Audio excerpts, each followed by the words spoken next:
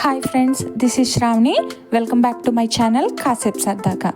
ఈ వీడియోలో మీకు చూపించిపోయే ఒక హెల్దీ రెసిపీ బొబ్బర్లు హెల్త్కి చాలా మంచిది.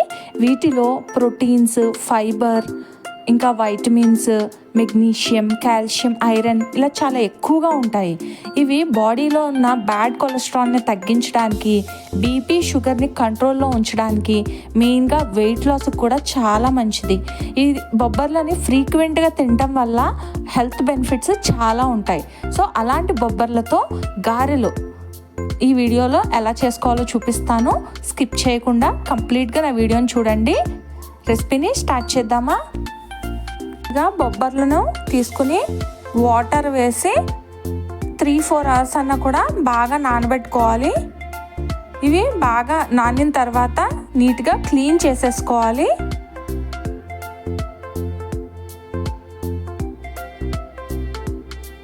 ఇప్పుడు ఒక మిక్సీ జార్లోకి బొబ్బర్లను వేసుకోవాలి, నానబెట్టుకున్నవి.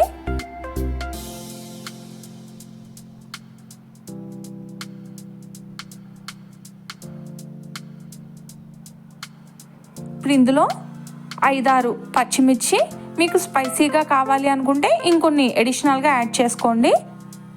1/2 స్పూన్ పసుపు, టేస్ట్కి సరిపడా సాల్ట్, కొంచెం జీలకర్ర వేసేసుకుని దీన్ని బాగా మిక్సీ చేసుకోవాలి. ఇప్పుడు నెక్స్ట్ మళ్ళీ వేసే దానిలో కట్ చేసి పెట్టుకున్న అల్లం ముక్కల్ని కూడా వేసుకుని మిక్సీ చేసుకోవాలి.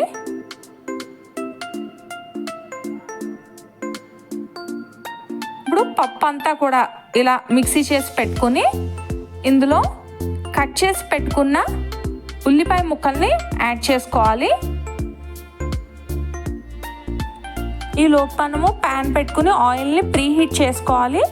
ఆయిల్ హీట్ అయిన తర్వాత ఆల్రెడీ మనం ఉల్లిపాయ ముక్కల్ని కూడా వేసుకుని బాగా కలుపుకొని పెట్టుకున్నాం కదా, వీటిని గారెల కింద ఒత్తుకుని నూనెలో వేసేసుకోవాలి. ఫ్లేమ్ లో టు మీడియం స్టార్టింగ్ ఉండాలి.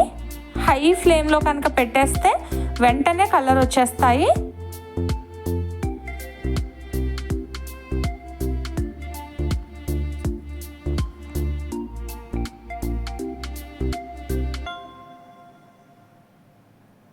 ఇలా ఆయిల్కి సరిపడా గారెలను వేసుకుని బాగా ఫ్రై చేసుకోవాలి.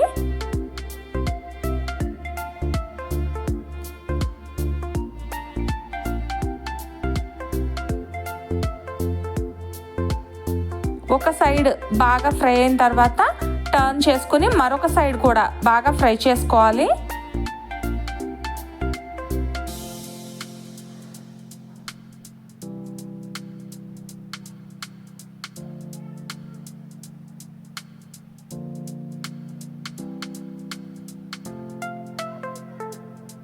ఇలా మంచి కలర్ వచ్చిన తర్వాత ప్లేట్లోకి తీసేసుకుని మిగిలిన పిండిని కూడా ఈ విధంగానే అన్నిటినీ గారెల కింద వేసుకోవాలి. అంతే అండి, ఎంతో టేస్టీగా ఉండే బొబ్బర్ గారెలు రెడీ అయిపోయినట్టే. ఇవి ఈవినింగ్ టైం స్నాక్లా కూడా పిల్లలకి చేసి పెట్టవచ్చు. హెల్దీగా కూడా ఉంటుంది. అలానే మనం ఆయిల్లో ఫ్రై చేసాం కాబట్టి క్రిస్పీగా ఉండి వాళ్ళు తినడానికి కూడా ఇష్టపడతారు.